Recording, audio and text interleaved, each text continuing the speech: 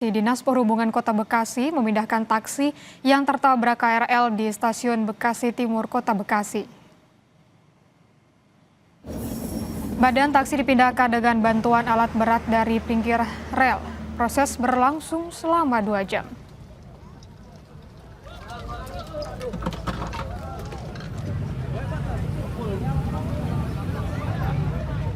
Selasa malam, Saudara, Dirjen Perhubungan Darat melakukan inspeksi mendadak atau sidak ke Pol Taksi Grand SM di Bekasi, Jawa Barat.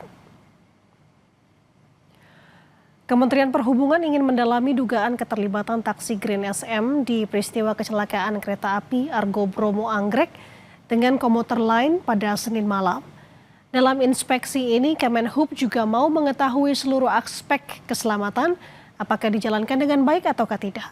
Seperti soal kompetisi atau kompetensi dan kesehatan pengemudi, Saudara. Namun untuk mengetahui penyebab pasti kecelakaan, Kemenhub menyerahkan pada KNKT dan juga polisi.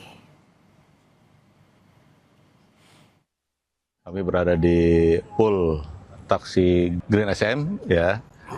Ini kelanjutan dari pendalaman tadi pagi. Kita melakukan audit inspeksi ya ke Pol Grand SM ini dan berkoordinasi dengan pihak kepolisian, kemudian KNKT untuk menentukan dugaan keterlibatan Green Taxi ini dalam peristiwa kecelakaan kereta api yang terjadi kemarin.